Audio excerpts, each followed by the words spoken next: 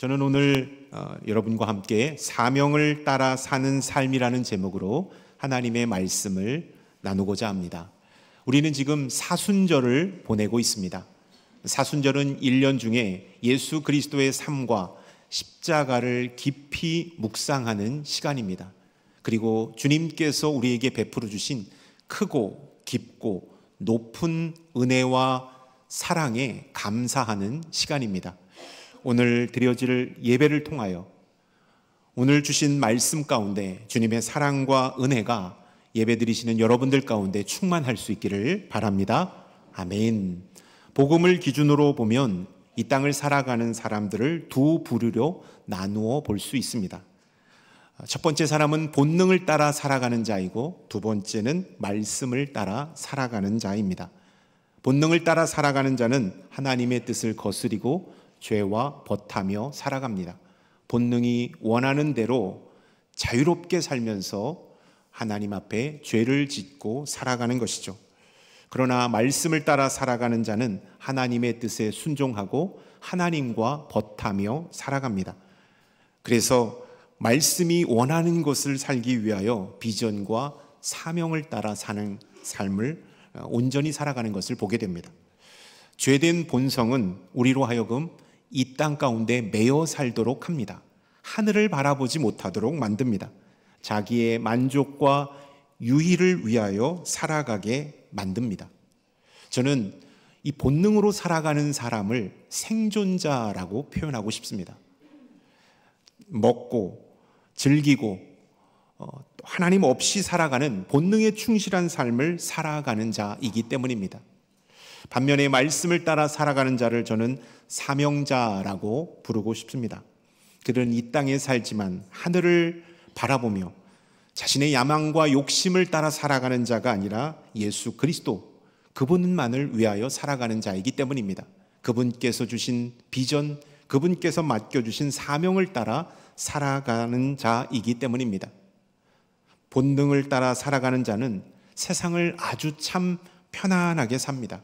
아무런 근심 걱정 없이 그때그때 즐기면서 감정이 가는 대로, 본능이 가는 대로 삶을 살아가는 것을 보게 됩니다.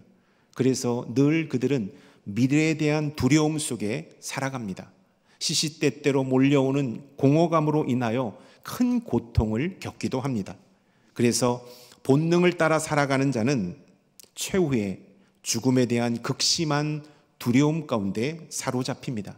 그리고 지금까지 자신이 산 삶에 대한 후회와 아쉬움을 안고 하나님의 심판대 앞에 서게 된다라는 사실을 우리는 기억해야 합니다. 반면에 말씀을 따라 살아가는 자는 순간순간 힘들고 어려울지 모르지만 늘 미래에 대한 소망과 기대감을 안고 인생을 살아갑니다. 그래서 말씀을 따라 살아가는 자의 최후의 모습은 기쁨과 환희에 젖어 후회와 아쉬움이 없이 천국을 바라보며 나아가는 삶이라는 사실을 우리는 기억해야 하는 것입니다. 주님은 우리 모두가 다 본능을 따라 생존자로 살아가기를 원치 않으신다라는 것입니다. 예수 그리스도의 말씀을 따라 주님 맡겨주신 비전과 사명을 이루며 살아가기를 원하신다라는 사실입니다. 나는 본능을 따라 생존하는 생존자로 살아가고 있는가? 나는 말씀을 따라 사명자로 살아가고 있는가? 우리 자신에게 질문해 봤으면 좋겠습니다. 예수 그리스도를 믿고 구원받아 변화된 몸이지만 나는 여전히 생존자로 살고 있지는 않는가? 이 땅의 것만을 바라보며 살고 있지는 않는지를 우리 스스로에게 질문해 봤으면 좋겠습니다. 오늘 주님은 본능을 따라 살아가는 사람들을 부르셨습니다. 그리고 말씀을 따라 살아가는 사명자로 그의 영적인 신분을 변화시켜 주신 것입니다. 그들은 예수 그리스도를 만남으로 사명자가 된 것입니다. 17절부터 19절은 이렇게 우리에게 말씀합니다. 함께 읽겠습니다. 이때부터 예수께서 비로소 전파하여 이르시되 회개하라, 천국이 가까이 왔느니라 하시더라. 갈릴리 해변에 다니시다가 두 형제 곧 베드로라 하는 시몬과 그의 형제 안드레가 바다에 금을 던지는 것을 보시니 그들은 어부라 말씀하시되 나를 따라오라 내가 너희를 사람을 낚는 어부가 되게 하리라 하시니. 예수님께서는 공생애를 시작하시면서 요한에게 세례를 받으셨습니다. 사단에게 시험을 받으셨지만 말씀으로 물리쳐 승리하셨습니다. 그 이후에 회개하라 천국이 가까이 왔다라고 하나님 나라를 선포하셨습니다. 그리고 오늘 말씀에 보면 길을 거니시다가 베드로라고 하는 시몬과 그의 동생 안드레를 보셨습니다. 그때 주님은 내가 너희를 사람 낚는 어부가 되게 하리라 라고 말씀하셨습니다. 그리고 그들을 당신의 제자로 불러주셨습니다. 그냥 한번 나를 따라와 보지 않겠니? 라고 가볍게 부르시지 않았다라는 사실입니다. 나를 믿고 따라온다면 너희는 지금 인생보다 훨씬 더 값지고 귀한 일을 경험하게 될 것이다. 내가 너희를 새롭게 할 것이니 나를 따라오지 않겠니? 라고 주님은 비전으로 그들을 부르셨다라는 사실을 우리는 이 말씀을 통하여 알 수가 있는 것입니다. 그들은 길을 가다가 주님의 콜링을 받았습니다. 또 그들은 예수 그리스도의 제자가 되는 축복을 얻게 되었다라는 것입니다. 성경을 이렇게 보면 요즘 말로 표현하면 길거리 캐스팅을 당한 자가 바로 베드로와 그의 동생 안드레라고 할 수 있겠습니다. 베드로와 안드레는 지금까지 고기를 낚는 어부로만 살았습니다. 오늘 말씀의 표현에 의하면 생존자로만 이 땅에 살았던 것입니다. 그런 그에게 주님은 나타나셨고 새로운 비전을 제시해 주셨습니다. 고기가 아닌 사람을 낚는 어부가 되게 하겠다라는 이 비전을 이 두 사람에게 전해 주신 것입니다. 주님의 비전은 이 두 사람의 모든 인생을 180도로 바꿔 놓았습니다. 그것을 어떻게 할 수 있습니까? 그들은 주님의 비전을 받고 자신의 전 재산을 모두 버려두고 주님을 따랐기 때문입니다. 주의 비전은 그의 인생 전체를 바꿀 수 있는 놀라운 위력으로 다가왔다라는 사실입니다. 주님의 비전은 지금까지 그들이 살아왔던 가치관과 인생관을 송두리째 바꾸어 놓았습니다. 베드로와 안드레는 주님 주신 비전을 받고 사명자가 된 것입니다. 여러분, 주님의 비전은 우리를 변화시키는 놀라운 능력이 있다라는 사실을 기억할 수 있기를 바랍니다. 우리가 여기서 기억하는 것은요, 베드로와 안드레는 어떠한 능력도 없었습니다. 어떠한 제스처도 취하지 않았습니다. 주의 비전을 받고 그들이 변화되었고 그들의 영적인 신분이 놀랍게 성장하게 되었다라는 사실입니다. 마찬가지입니다. 우리는 부족하고 연약하고 믿음이 없을지라도 주님 부르시고 주님께서 우리에게 비전을 주시면 우리도 놀라운 하나님의 사람들이 될 수 있다라는 사실을 여러분 기억할 수 있기를 축원합니다. 아멘. 주님은 당신이 선택한 자에게 영적인 세계를 볼 수 있는 비전을 주십니다. 그리고 이 비전은 우리를 땅의 사람이 아닌 하늘에 속한 사람으로 이끈다라는 것입니다. 주님께서 주신 이 비전은 사단에 눌려 살지 아니하고 예수 그리스도와 함께 자유롭게 살게 하는 놀라운 능력을 제공해 준다라는 것입니다. 주님께서 주신 이 비전은 죄악된 옛 습관, 옛 모습을 끊어내고 다시 한번 새롭게 비상하는 놀라운 능력으로 우리에게 다가오게 된다라는 사실입니다. 주님을 만나지 못한 이 땅의 많은 사람들은 생존자로 살아갑니다. 지금 이 순간도 생존자로 이 세상을 살아가는 사람이 너무나도 많습니다. 그들은 이 땅만을 바라보며 살아갑니다. 이 땅 속에서 희망을 찾고 소망을 찾고 욕심을 찾고 무언가를 얻으려고 인생을 힘겹게 살아갑니다. 그들은 죽음 이유를 생각하지 않습니다. 아예 죽음 자체를 외면하며 살아갑니다. 그들은 이 땅에서 남들보다 더 많이, 더 빨리, 더 높이, 더 크게 누리고자 하는 욕망을 안고 살아가는 것입니다. 생존자들에게 삶의 기준과 가치는 물질과 세상적인 타이틀에 달려 있다라고 생각합니다. 그들은 고액 연봉을 받고 넓고 좋은 집에서 고급 승용차를 타고 아무런 근심 걱정 없이 살아가는 인생이 최고의 인생이고 성공한 인생이고 멋진 인생이라고 정의를 내리고 있습니다. 혹시 제 말 듣고 그거 멋지겠다, 성공한 인생이겠다라고 생각하시는 분이 계십니까? 삶의 순간순간 멋지고 편안해 보이는 그의 삶에도 늘 언제나 두려움이 가득하다는 사실을 우리는 기억해야 합니다. 생존자가 마냥 즐겁고 해피한 것이 아닙니다. 그들은 한편으로는 즐기고 있지만 다른 한편으로는 살얼음을 걷는 너무나도 두려움 가운데 인생을 살고 있다는 것입니다. 혹시 나에게 죽음이 찾아오면 어떡할까? 내가 갖고 있는 재물을 누가 다 가져가면 어떡할까? 뭔가 잘못되면 어떡할까? 라는 마음으로 노심초사하며 전전긍긍하며 살아가는 인생이 바로 생존자의 인생이다라는 것을 우리는 기억해야 하는 것입니다.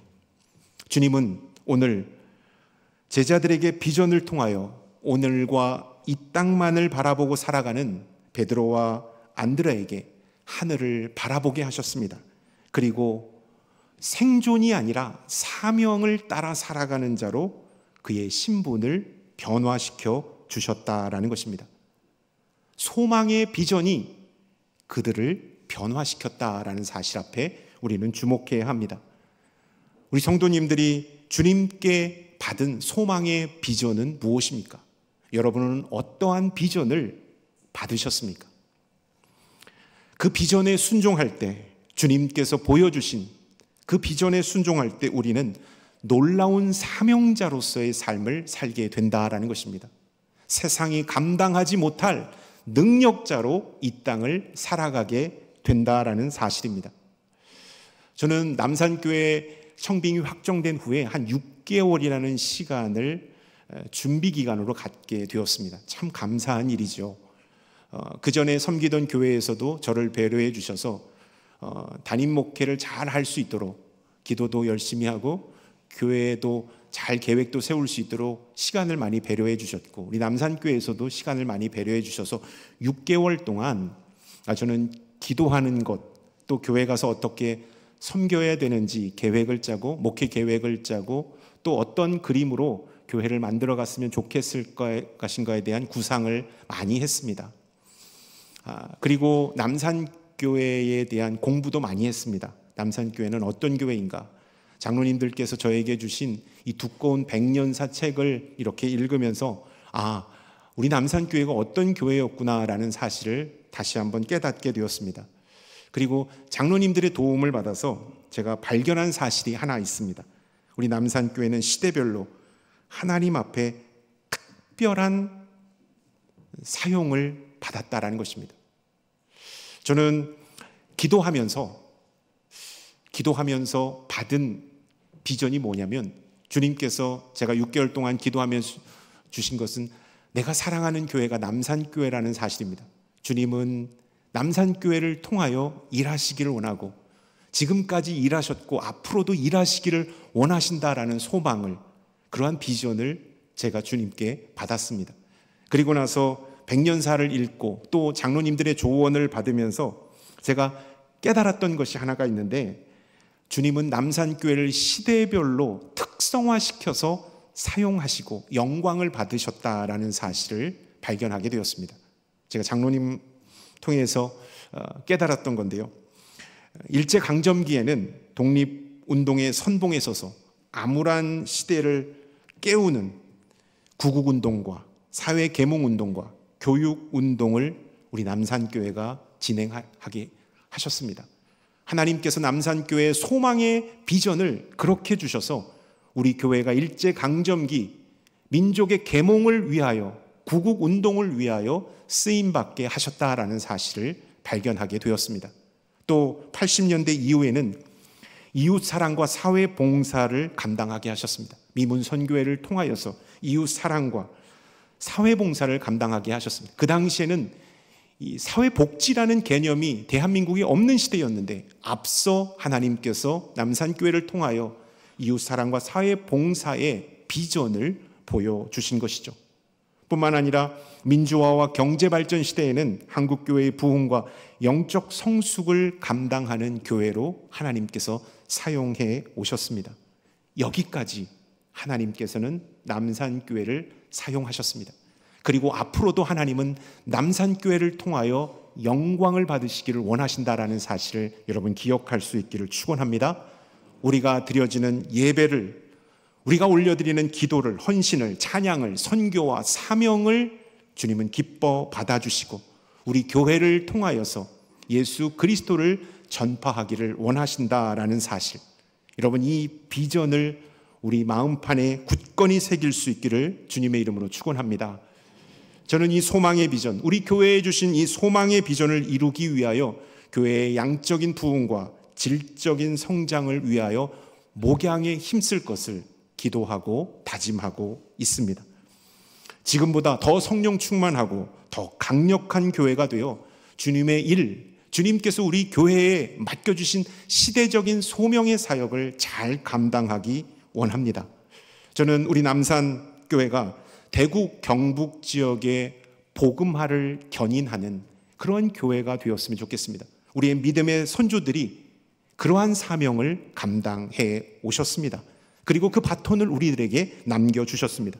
그리고 한국교회의 건강한 롤 모델로서의 교회로 자리매김할 수 있기를 저는 소망하며 그 비전을 품고 있습니다. 얼마 전에 장로님들과 집사님과 목사님 함께 고령묘원에 다녀왔습니다. 담임 목사로 부임하고 나서 고령묘원에 제가 가고 싶어서 말씀을 드렸을 때 장로님들께서 인도해 주셨습니다. 너무나도 잘 조성된 우리 고령묘원을 보면서 가슴 뿌듯했습니다. 그리고 교회가 이렇게 성도님들을 위하여 아름답게 이러한 묘원을 통하여서 하늘나라를 소망할 수 있도록 하는 것은 우리에게 큰 축복이 아닐 수 없다라는 사실도 발견했습니다. 그리고 그때 비가 왔는데 제가 제 가슴 속에서 하나님 앞에 그리고 믿음의 선배님들한테 기도했습니다. 하나님, 남산교회로 불러주신 것, 부족하고 연약한 종을 남산교회로 불러주신 것은 너무나도 감사합니다. 선배 성도님들, 장로님들, 목사님들이 하나님의 소명에 부합하여 비전을 이루었던 그 소명을 제가 감당하길 원합니다. 그리고 우리 장로님들과 성도님이 감당하길 원합니다. 열심히 교회를 섬길 터이오니, 하나님의 교회를 정말로 섬길 터이오니 주님 남산교회 가운데 하나님의 비전을 이룰 수 있는 능력을 주옵소서라는 기도를 드리고 왔습니다. 이 기도가 하나님 앞에 온전히 상달될 수 있기를 축원합니다. 아멘. 그렇게 하기 위해서는 저는 이 비전, 우리 교회에 주신 소망의 비전을 위해서는 우리 교회가 더욱더 부흥하는 일에, 양적인 부흥하는 일에 최선을 다하겠습니다. 예배를 위하여 또 사역, 영적인 양육을 위하여 최선을 다해서 많은 성도님들이, 어린 영혼에서부터 장년에 이르기까지 많은 성도님들이 우리 남산교회로 오도록 그 길을 열겠습니다. 그리고 오신 분들이 행복하게 건강하게 신앙생활 할 수 있도록 양육 과정과 훈련 코스를 통하여서 영적인 충만함과 사랑의 교제를 나눌 수 있는 그러한 환경을 만들도록 노력하겠습니다. 그리고 새 가족들이 요즘에 많이 오시는데요, 한 달에 제가 보니까 한 30명 가까이 오셨더라고요. 그 분들이 정말로 잃어버린 영혼이 되지 않고 우리 교회에 잘 정착할 수 있는 프로그램이 뭐가 있을까 고민하고 기도하고 있습니다.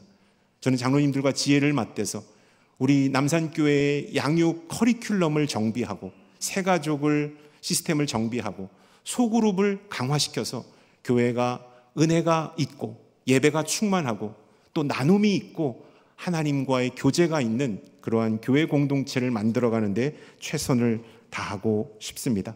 뿐만 아니라 우리의 영적인 성장과 질적인 성장에 만족하지 않고 대구 지역 사회를 위하여 또 대구 경북에 있는 미자립교회와 개척교회와 우리가 섬겨야 할 농어촌 교회를 위하여, 군부대를 위하여 헌신하고 섬기는 교회가 되었으면 좋겠습니다.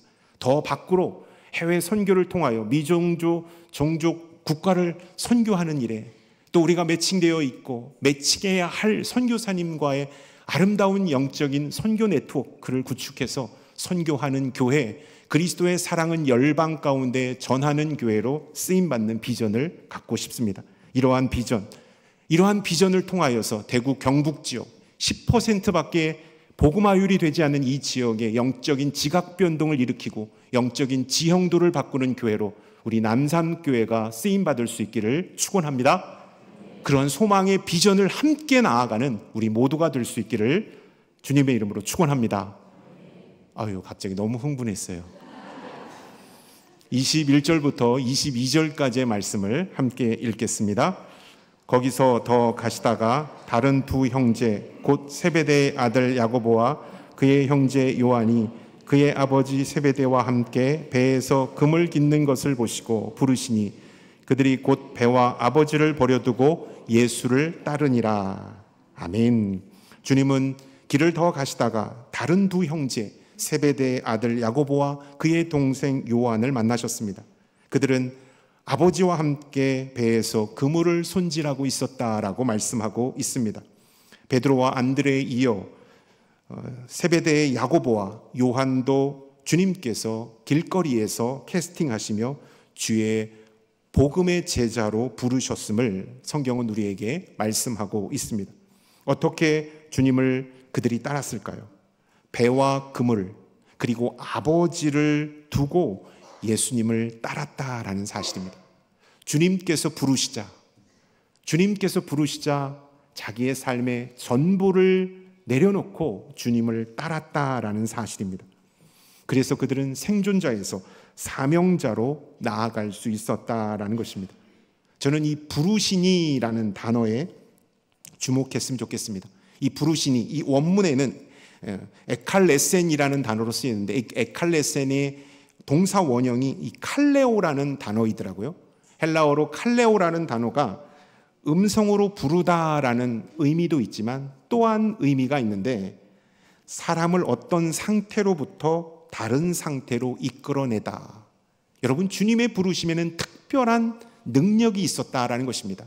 단순히 나와 함께 하지 않겠느냐라고 청유형으로 끝나지 않았다라는 것입니다. 생존자, 본능에 사로잡혀 생존만을 살아가는 그들을 다시 말씀을 따라 사명자로 변화시키는 놀라운 능력이 있는 부르심이었다라는 사실을 우리가 주목해야 하는 것입니다.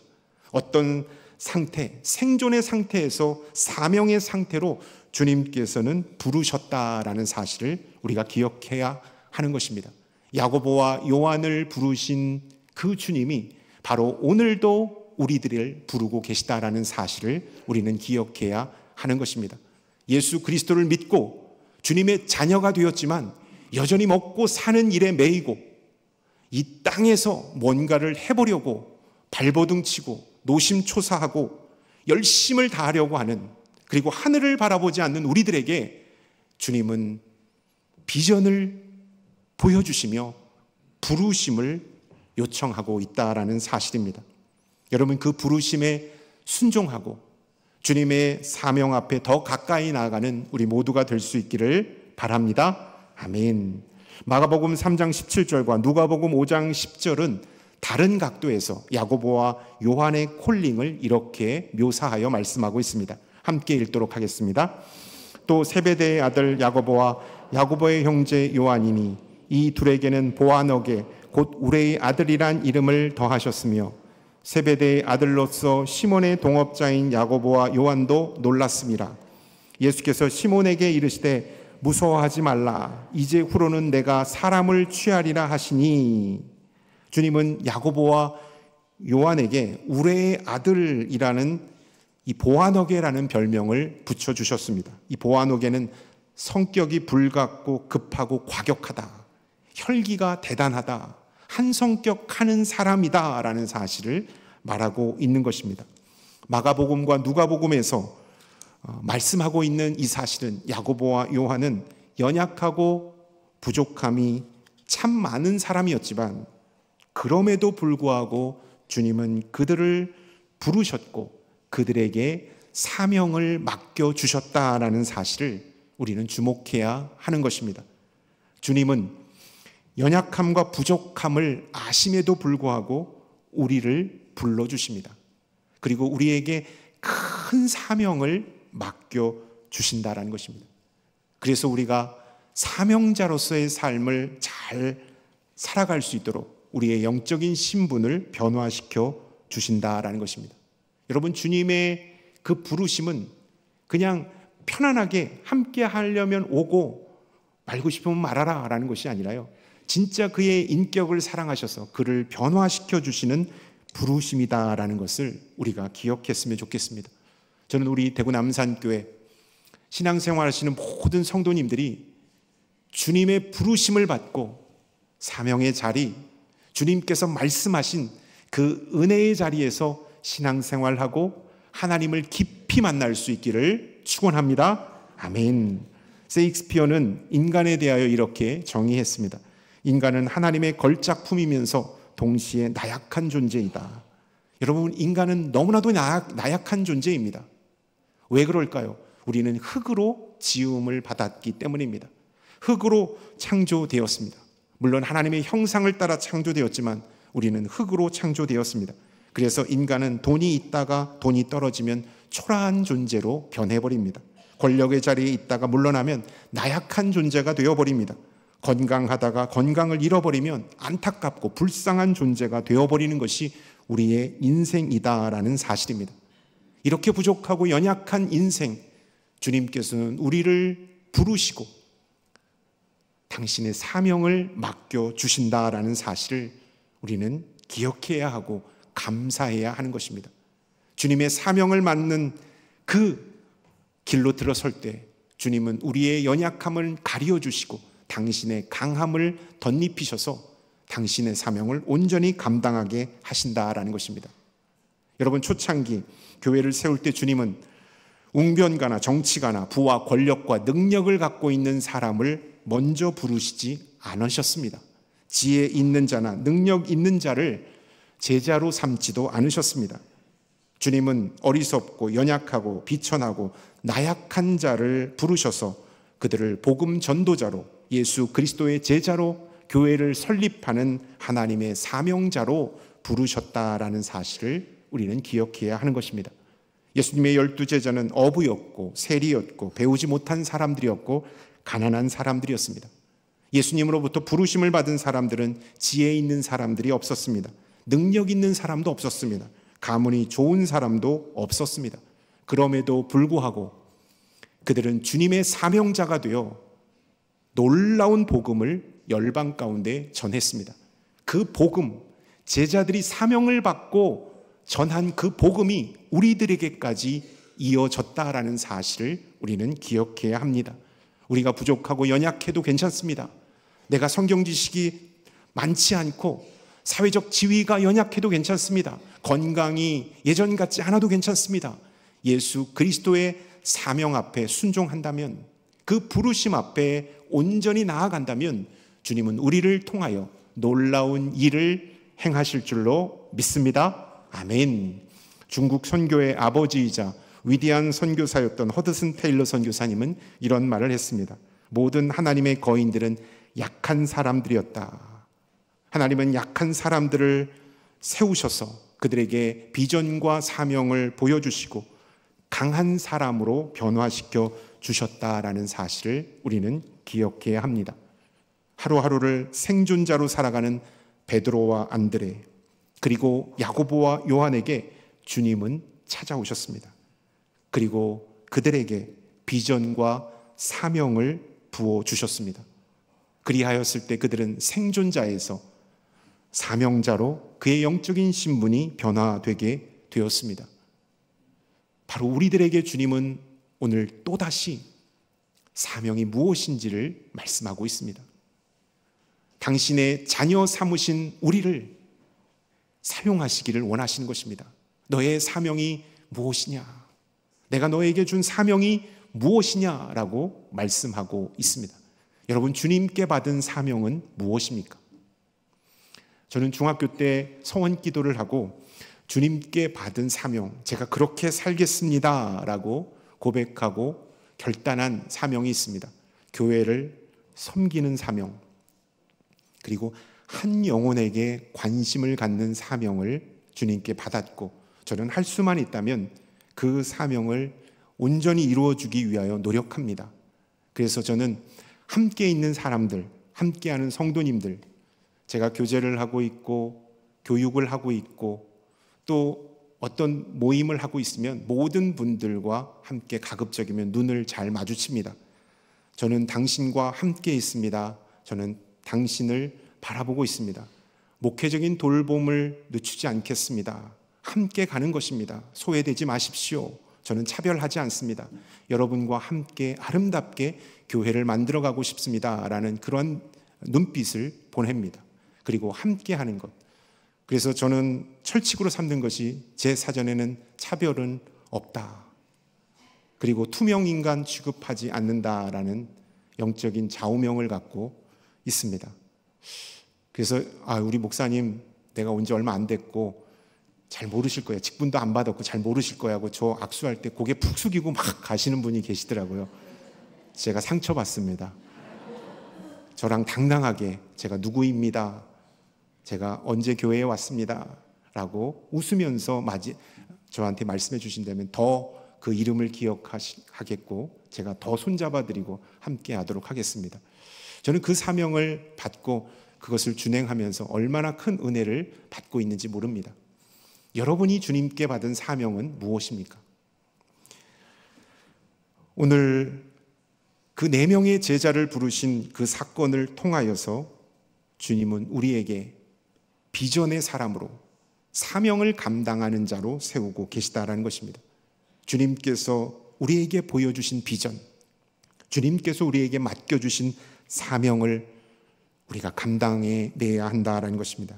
나에게 주신 비전과 사명은 우리를 이 땅만을 위하여 살도록 내버려 두지 않습니다. 하늘을 바라보게 합니다. 세상에서 만끽할 수 없는 소망과 놀라운 즐거움을 제공해 준다라는 것입니다.